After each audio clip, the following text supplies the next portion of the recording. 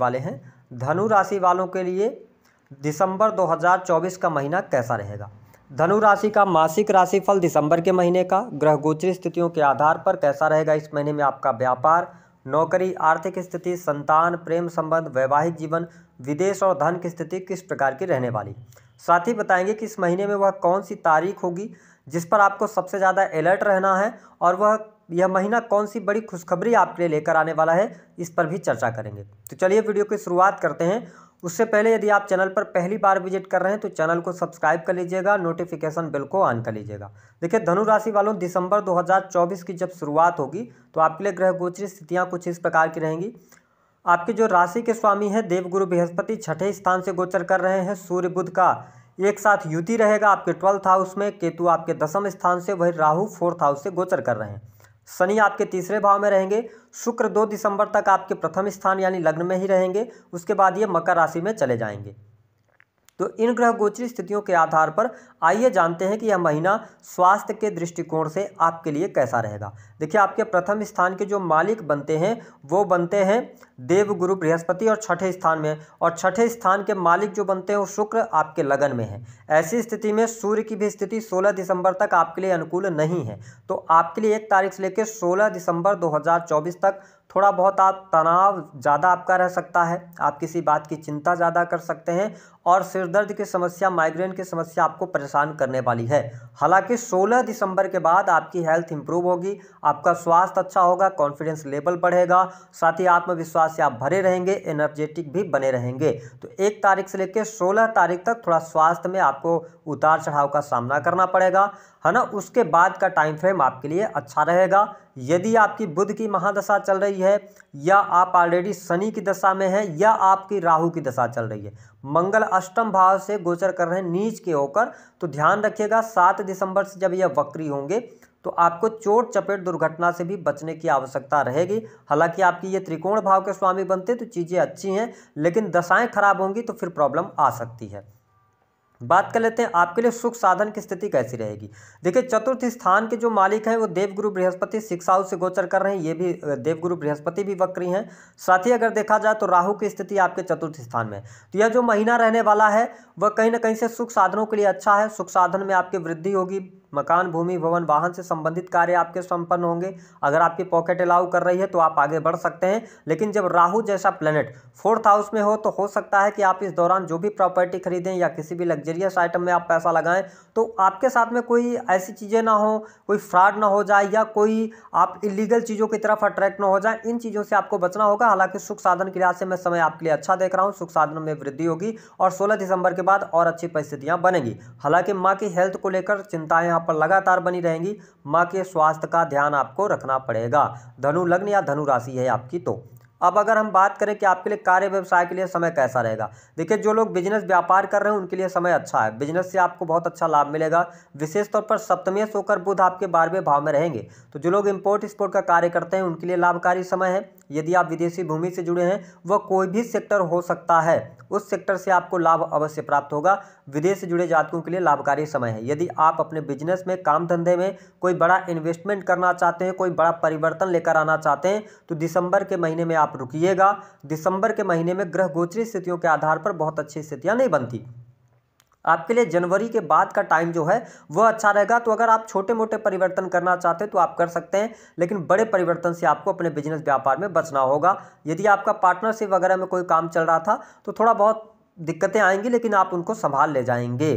अगर हम बात करें आपके लिए नौकरी के लिहाज से समय कैसा रहेगा। देखिए धनु राशि वालों, नौकरी के लिहाज से समय आपके लिए अच्छा है। आपकी नौकरी अच्छी चलने जा रही है। अगर आप प्राइवेट सेक्टर के अंदर कार्यरत हैं और प्रमोशन वगैरह की सोच रहे हैं आप, तो आप 16 दिसंबर के बाद एक बार प्रयास करेंगे तो आपको सफलता मिल जाएगी।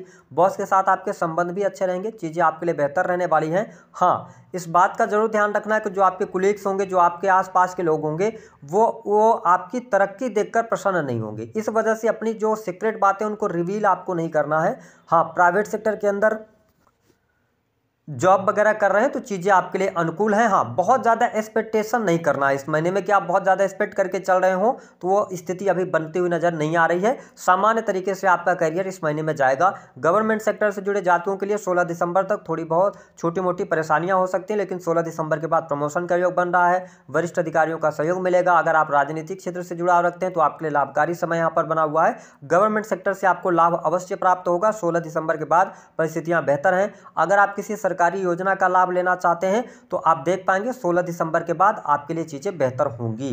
तो ये स्थिति आपके लिए बहुत बेहतर यहाँ पर बनी रहने वाली है। अब अगर हम बात कर लें कि आपके लिए संतान की स्थिति क्या रहेगी, देखिए पंचम भाव के जो स्वामी बनते हैं वो मंगल बनते हैं, अष्टम भाव में है। हालांकि देवगुरु बृहस्पति जब वक्री हैं तो आपको एक घर पीछे का भी रिजल्ट देंगे। तो यह समय संतान के लिहाज से सामान्य कहा जा सकता है, न तो बहुत अच्छा है न तो बहुत बुरा है, सामान्य रहेगा संतान के लिहाज से समय। अगर संतान के साथ में कोई मिसअंडरस्टैंडिंग है तो उसको दूर करने का प्रयास आप 7 दिसंबर के बाद करते हैं तो आपके लिए लाभकारी समय अवश्य देखने को मिलेगा।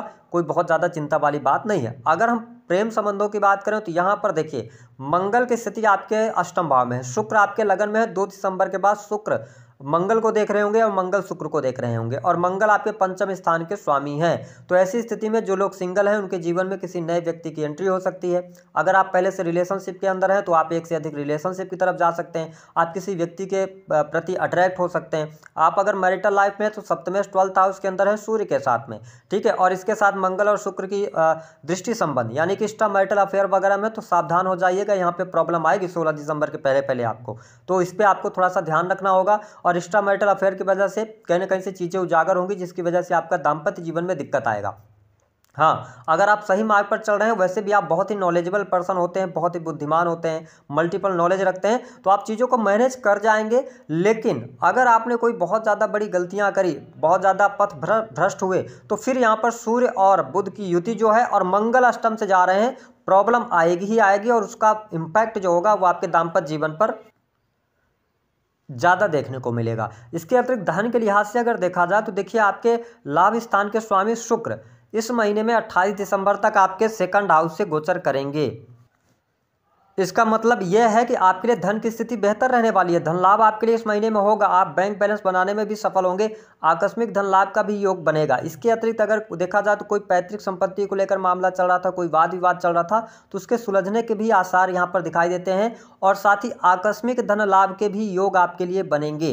तो धन के लिहाज से अगर देखा जाए तो दिसंबर का पूरा महीना अच्छा रहेगा। 1 तारीख से लेकर 16 दिसंबर तक खर्चे बढ़े रहेंगे, लेकिन 16 दिसंबर के बाद आपकी सेविंग्स भी बढ़ने जा रही है, तो यह स्थिति आपके लिए बेहतर रहेगी। वही स्टूडेंट विद्यार्थियों की जब हम बात करते हैं तो पढ़ाई लिखाई के लिहाज से 1 तारीख से लेकर और 16 दिसंबर तक आप डिस्ट्रैक्ट रह सकते हैं। आपका पढ़ाई लिखाई में मन नहीं लगेगा, कहीं ना कहीं से आप भटक सकते हैं, सोशल मीडिया की तरफ बहुत ज़्यादा अट्रैक्ट हो सकते हैं, ठीक है, अपना समय आप खराब कर सकते हैं, या प्रेम संबंधों में पढ़कर समय खराब करेंगे। लेकिन 16 दिसंबर से लेकर और लास्ट दिसंबर तक का टाइम फ्रेम बेहद ही शानदार रहेगा। अगर आप गवर्नमेंट सेक्टर की तैयारी कर रहे हैं, कोई कॉम्पिटिटिव एग्जाम वगैरह देना चाहते हैं, तो आपके लिए समय अनुकूल है, आपको लाभ अवश्य प्राप्त होगा। 16 दिसंबर के बाद अगर आपका कोई रिजल्ट आता है तो बेहतर है। जो स्टूडेंट हैं, विद्यार्थी हैं, जो इंजीनियरिंग के फील्ड से जुड़े हैं अथवा रिसर्च से जुड़ी हुई पढ़ाई कर रहे हैं, क्योंकि इस महीने में पूरी एनर्जी जो आपकी है वो 8th हाउस में लगने जा रही है, क्योंकि मंगल वहाँ से गोचर कर रहे हैं।